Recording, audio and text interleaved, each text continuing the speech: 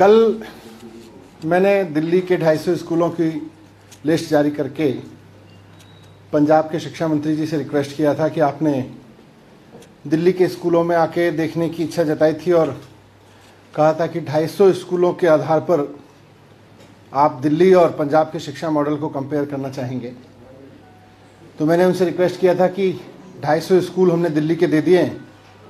वैसे तो कितने भी स्कूल आप मांग लें, लेकिन 250 स्कूल आपने बात की, हमने 250 स्कूलों की लिस्ट दी थी और रिक्वेस्ट किया था कि शाम तक वो भी पंजाब के 250 स्कूलों की लिस्ट जारी कर दें ताकि कंपेयर किया जा सके कि किसने इंफ्रास्ट्रक्चर पे, टीचर्स ट्रेनिंग पे, रिजल्ट पे, बच्चों के ओवरऑल लर्निंग आउटकम पे, पूरे शिक्षा सुधार पे पंजाब के शिक्षा मॉडल में ज़्यादा अच्छा काम हुआ है कांग्रेस के, या दिल्ली के शिक्षा मॉडल में केजरीवाल जी के मॉडल में ज़्यादा अच्छा काम हुआ है, और पंजाब की जनता तय कर लेगी।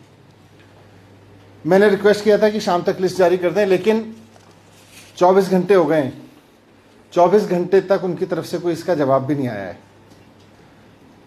ऐसा लग रहा है कि अब वो शिक्षा का मैदान छोड़ के भाग गए हैं। जब मैंने कहा था 10 स्कूल देख लीजिए तो उन्हें लगा कि शायद हम 10 स्कूल पर कुछ डिफेंस करेंगे। हमने कहा 250 स्कूल देख लीजिए। तो अब लग रहा है कि वो मैदान छोड़ के भाग रहे हैं। मैं उनसे फिर से रिक्वेस्ट करता हूँ, खासतौर से मैं अब पंजाब के मुख्यमंत्री जी से रिक्वेस्ट करूँगा कि हकीकत तो यह है कि 4.5 साल 5 साल में आपकी सरकार ने पंजाब में कुछ नहीं किया।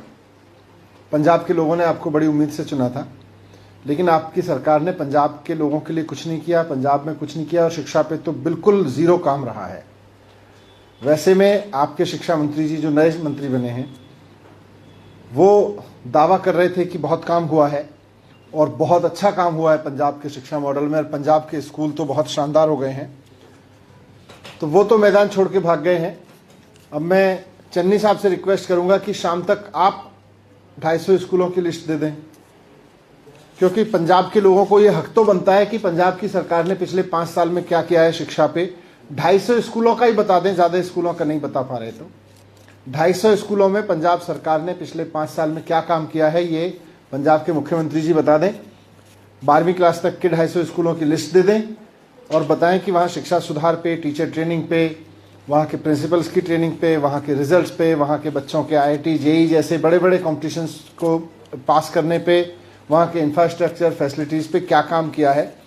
मुझे उम्मीद है कि चन्नी साहब मैदान छोड़ के नहीं भागेंगे, वो बताएंगे कि उन्होंने क्या किया है, और अगर कहीं नहीं किया है तो वो ये भी मानेंगे कि नहीं किया है। Thank you. सर, एक और सवाल है सर कि आज अभी पार्लियामेंट में, लोकसभा में किसान बिल को वापस लिया गया, आपका इनिशियल कमेंट?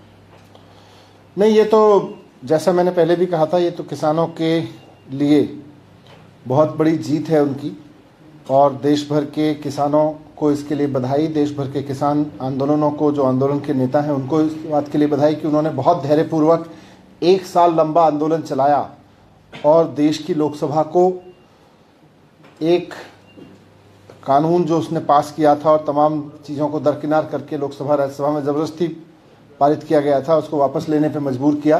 तो मैं इस आंदोलन की सफलता के लिए, इस आंदोलन की जीत के लिए किसानों को बधाई देता हूं, और उम्मीद करूंगा कि लोकसभा भी और केंद्र सरकार भी उन किसानों से माफ़ी मांगेगी जिनका कोई अपना इस आंदोलन में शहीद हुआ, और जितना नुकसान हुआ है उसके लिए भी माफ़ी मांगेगी। नए वेरिएंट को लेकर चर्चा हुई और सारे एक्सपर्ट्स ने अभी तक, क्योंकि ये एकदम नया वेरिएंट है और इसका स्प्रेड अभी दुनिया भर में बहुत अनसर्टेन है, इसका इम्पैक्ट क्या है इस पर भी अनसर्टेनिटी बनी हुई है। तो ये कैसे रिएक्ट कर रहा है नया वेरिएंट, सब लोग इसको लेकर दुनिया भर में चिंतित हैं। आज हमारे जो भारत सरकार के एक्सपर्ट्स हैं उन्होंने पूरा एक अभी तक की जितनी भी जानकारियां मिली हैं उसके बारे में DDMO को अवगत कराया, और उन्होंने भी कहा कि हम भी नज़र रखे हुए हैं, सरकारें भी नज़र रखेंगी, लेकिन अपनी तैयारियों में कोई कोताही नहीं करेंगी। वो चाहे वेरिएंट कितना डेडली है और कितना नहीं है, वैक्सीन पे इसका कितना असर पड़ रहा है नहीं पड़ रहा, ये सब चीज़ें अभी बहुत आगे कुछ समय में, आने वाले कुछ समय में क्लियर हों। लेकिन सर तैयारियां तो यह है कि अगर केसेस बढ़ते हैं किसी भी कारण से, तो उस वक्त कितने बेड्स की जरूरत पड़ेगी, क्या जरूरत पड़ेगी, कैसे जरूरत पड़ेगी, उसके लिए मई और जून के अनुभव को देखते हुए, अप्रैल मई जून के अनुभव को देखते हुए दिल्ली सरकार पहले से तैयारियां कर रही थी। और हमारा जो रामलीला मैदान का या दिलशाद गार्डन का जो हमने एक्स्ट्रा फैसिलिटीज़ वहाँ बनाई थी, बाकी सब जगह भी हमारी एक्स्ट्रा बेड फैसिलिटीज़ अलर्ट पे हैं। डेंगू के कारण जो थोड़ा बहुत कन्वर्जन हुआ था, डेंगू के नीचे होने के बाद वापस हम उसको उधर शिफ्ट कर ही देंगे।